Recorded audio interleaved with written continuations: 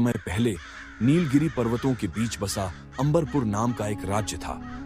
यह राज्य अपनी सुंदरता, संगीत और कला के लिए दूर दूर तक प्रसिद्ध था। इस राज्य का शासक था राजा आर्यमान, जो अपनी बुद्धिमानी और दयालुता के लिए जाना जाता था। उसके शासन में लोग खुशहाल थे, परंतु उसके मन में एक खालीपन था। उसे अभी तक एक ऐसी साथी नहीं मिली थी जो उसके राज्य और उसकी आत्मा दोनों को समझ सके। उधर अंबरपुर से बहुत दूर चंद्रकुंड नाम का राज्य था। वहां रहती थी रानी अभिलाषा, एक ऐसी राजकुमारी जो सिर्फ सुंदर नहीं बल्कि अत्यंत बहादुर, तेज तर्रार और जादुई जीवों की भाषा समझने में भी माहिर थी। उसके महल के पास एक प्राचीन झील थी जिसके बारे में कहा जाता था कि वह दिलों को जोड़ने की शक्ति रखती है। अभिलाषा अक्सर वहां जाती और प्रकृति से बातें करती। एक दिन अंबरपुर में एक अजीब घटना हुई। राज्य की सबसे पवित्र चीज अंबरमणि, जो राज्य की रक्षा करती थी, अचानक अपनी चमक खो बैठी। यह देखने के बाद आर्यमान चिंतित हो गया। दरबार के विद्वानों ने बताया कि यह रत्न तभी चमक सकता है जब कोई शुद्ध हृदय वाला व्यक्ति इसके करीब आए। लेकिन ऐसा कौन करेगा, यह किसी को पता नहीं था। इसी बीच एक रहस्यमयी पक्षी जो अभिलाषा को अक्सर झील के पास मिलता था, उसे अचानक अंबरपुर की ओर उड़ने का संकेत देने लगा।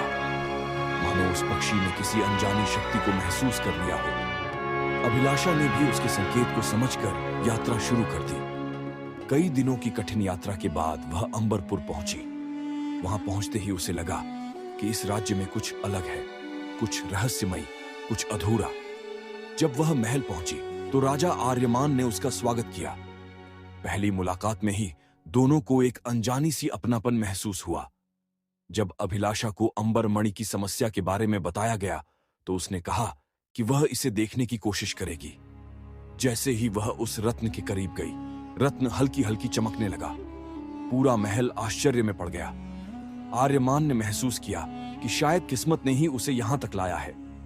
अगले दिन अभिलाषा महल के उद्यान में घूम रही थी कि अचानक एक वृद्ध साधु प्रकट हुए। उन्होंने कहा, यह रत्न तभी पूरी तरह चमकेगा जब दो दिलों की सच्चाई एक हो जाए। आर्यमान और अभिलाषा दोनों इस बात का अर्थ समझ गए, लेकिन वे जल्दबाजी में कोई निर्णय नहीं लेना चाहते थे।